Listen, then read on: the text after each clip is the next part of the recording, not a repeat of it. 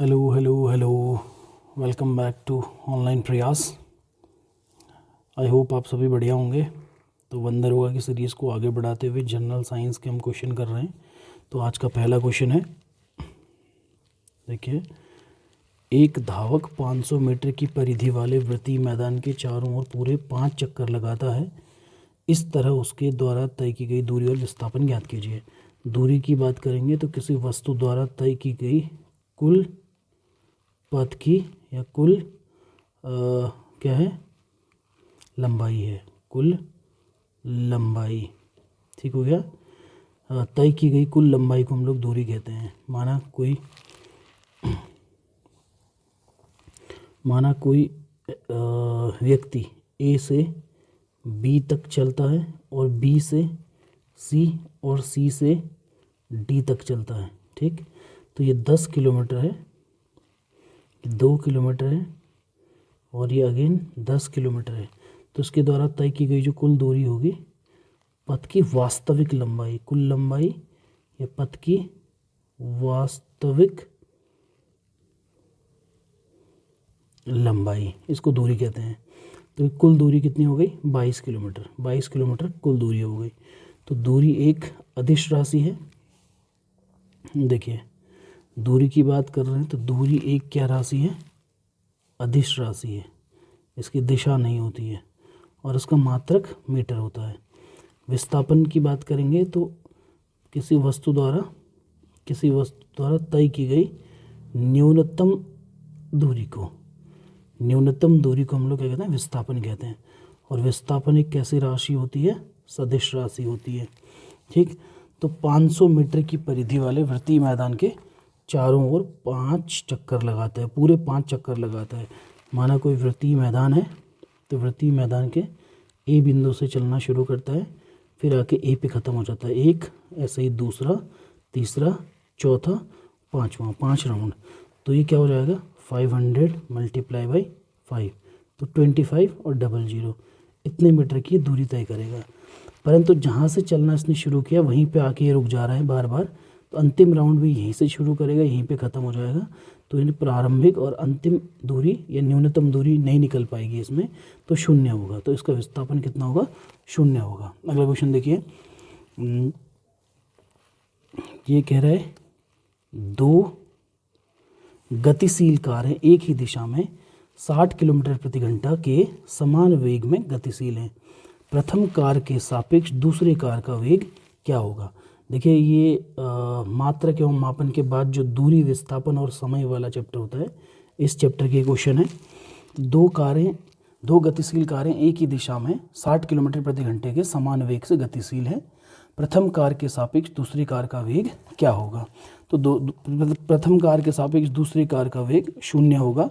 0 इसलिए होगा क्योंकि दोनों ही कारें एक दूसरे के सापेक्ष विराम में कही जाएंगी, क्योंकि दोनों जो कारें हैं एक ही दिशा में 60 किलोमीटर प्रति घंटे की रफ्तार से भाग रहे हैं। पहली कार 60 किलोमीटर प्रति घंटे की रफ्तार से भाग रही, तो दूसरी भी 60 किलोमीटर प्रति घंटे की रफ्तार से भाग रही है। तो दोनों एक दूसरे को विराम की तरह दिखेंगे। तो दोनों ही कार एक दूसरे के सापेक्ष विराम में कही जाती हैं। ठीक, अगला क्वेश्चन देखिएगा। मैं फिर उम्मीद कर रहा हूँ कि आप नोट्स और पेन लेकर बैठ रहे होंगे, तो जिससे कि आप प्रॉपर नोट्स भी बना सकें। तो अगला क्वेश्चन देखिए, किसी कार, बस आदि में लगा स्पीडोमीटर जो होता है कार की स्पीड को मेज़र करने का काम करता है, इसकी चाल को मेज़र करने का काम करता है। तो स्पीडोमीटर कार की कौन सी चाल को व्यक्त करता है? तो ये तात्क्षणिक चाल को या फिर तत्कालिक चाल को प्रदर्शित करता है। अगला क्वेश्चन देखिएगा, एक विद्यार्थी का स्कूल उसके घर से 3 किलोमीटर दूर है। विद्यार्थी घर से स्कूल तक जाने और घर वापस लौटने में 1 घंटा लेता है। तो उसका औसत चाल और औसत वेग क्या होगा? तो इसका जो औसत चाल होगा, तो औसत चाल बराबर क्या होता है? कुल दूरी बट्टा समय होता है। औसत चाल के लिए कुल दूरी बट्टा कुल हम क्या करेंगे? समय करेंगे। तो एक विद्यार्थी उसके घर से 3 किलोमीटर, एक विद्यार्थी का स्कूल उसके घर से 3 किलोमीटर दूर है। 3 किलोमीटर जाएगा और 3 किलोमीटर ही क्या आएगा? वापस आएगा। तो कुल तय की गई दूरी कितनी है? 6 किलोमीटर। जाने तक 1 घंटा लगाते हैं, तो अपॉन में कितना आएगा 1 घंटा। ठीक हो गया। तो 6 किलोमीटर पर आवर, 6 किलोमीटर प्रति घंटा इसका क्या होगा औसत चाल। पर औसत वेग क्या हो जाएगा इसका 0 हो जाएगा, क्योंकि जहाँ से चलना शुरू किया है ये वहीं पे आ जा रहा है, तो उसका विस्थापन 0 होगा। वेग क्या होता है विस्थापन में परिवर्तन की दर। जो वेग होता है वो होता है विस्थापन बट्टा समय। विस्थापन बट्टा क्या होता है समय। तो यहाँ पे इसका औसत वेग कितना हो जाएगा 0 हो जाएगा। अगला क्वेश्चन देखिए, किसी वृत्तीय पथ सर्कुलर पाथ पर गतिमान किसी वस्तु के 2 चक्कर लगाने पर उसका औसत चाल और औसत वेग क्या होगा यदि वृत्त की त्रिज्या r मीटर, वृत्त की त्रिज्या r मीटर व 1 चक्कर में लिया गया समय कितना सेकंड t सेकंड है। तो देखेंगे वृत्ताकार पथ है, वृत्ताकार पथ में वृत्त की त्रिज्या r है, किसी वृत्तीय पथ पर गतिमान किसी वस्तु के 2 चक्कर लगाने पर उसकी औसत चाल कहा है इसने। एक बार घूमेगा ही, फिर यहाँ पे आ जाएगा, दूसरा घूमेगा फिर यहीं पे आ जाएगा, तो ये क्या होगा 2 पाई r ही घूमेगा। ठीक, और लिया गया समय t सेकंड है, तो अपॉन t, तो इसकी जो औसत चाल होगी दूरी बट्टा समय, पूरी की पूरी दूरी 2 पाई दूरी तय कर रहा है, 2 पाई r अपॉन कितना हो गया t मीटर प्रति सेकंड। और इसका औसत वेग पुनः क्या होगा 0, क्योंकि जहाँ से इसने चलना शुरू किया वहीं पे आके ये रुक जा रहा है। अगला क्वेश्चन देखिएगा, एक पिंड नियत चाल से वक्र पथ पर गतिमान है, पिंड के त्वरण की दिशा क्या होगी। तो पिंड के त्वरण की दिशा पिंड की गति की दिशा की क्या होगी लंबवत। पिंड की गति की दिशा के क्या होगी लंबवत। अगला टॉपिक देखिएगा, क्या यह संभव है कि किसी पिंड की चाल अचर हो परंतु फिर भी उसकी गति में त्वरण हो। ये संभव होता है, यह संभव होता है। हाँ, इससे लिखा है कि हाँ यदि पिंड की गति कैसी हो वक्रीय हो या फिर वृत्तीय गति हो तो इसकी चाल अचर हो परंतु उसकी गति में त्वरण होगा। ठीक है, अगला क्वेश्चन देखिएगा। इस पूरे चैप्टर को मैं एक बार रिवीजन कराने की कोशिश करूंगा। कल एक मैं लेक्चर इसमें आपको अपलोड करूंगा जिसमें मैं पूरे के पूरे मात्रक एवं मापन दूरी विस्थापन से संबंधित इंपॉर्टेंट क्वेश्चन को डिस्कस करूंगा।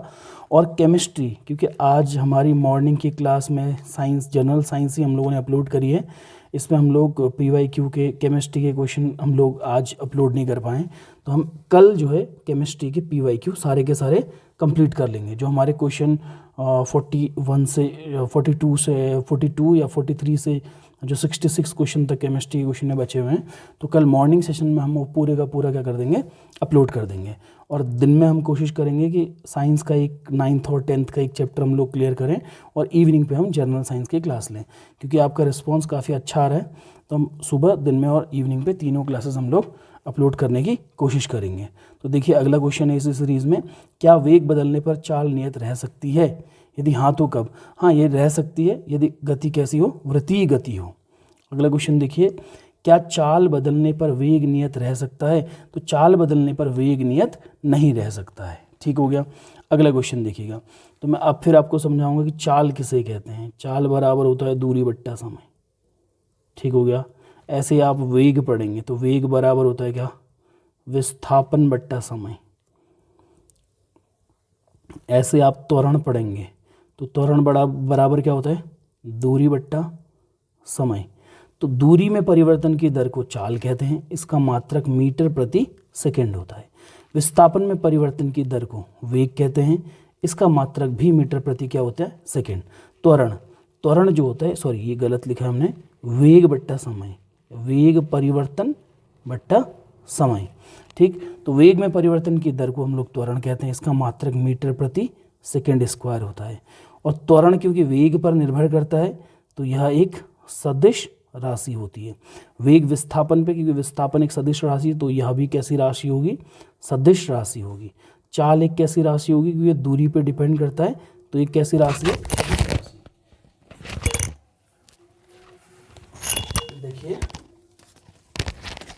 देखिए इस क्वेश्चन को, इन सारे टॉपिक्स को और इनके बीच के ग्राफ को फिर से मैं अपलोड करूंगा कल वाले लेक्चर पे। ठीक, तो नेक्स्ट क्वेश्चन आपसे पूछा गया है, चाल और वेग किस प्रकार की राशियां हैं। तो चाल एक अदिश राशि है, ठीक, ये मैंने बताया हुआ है। और वेग सदिश राशि है। वेग कैसी राशि है? सदिश, क्योंकि वेग विस्थापन पे निर्भर करता है और विस्थापन स्वयं से एक कैसी राशि है? सदिश राशि है। ठीक, अगला क्वेश्चन देखिए, दूरी, विस्थापन, चाल, वेग व समय में अदिश राशियां कौन कौन है?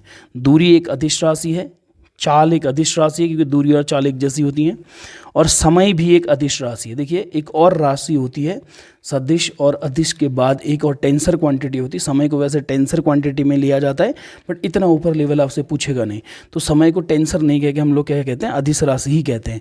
तो विस्थापन और वेग क्या होंगे? सदिश राशियाँ होंगी। तो दूरी, चाल और समय अदिश राशियों में मापी जाती हैं। अगला प्रश्न है, ब्रह्मांड में गति व विराम की अवधारणा कैसी है? तो विराम और गति की जो अवधारणा है वो सापेक्ष मानी जाती है, एक दूसरे के सापेक्ष हैं। अगला प्रश्न देखिएगा,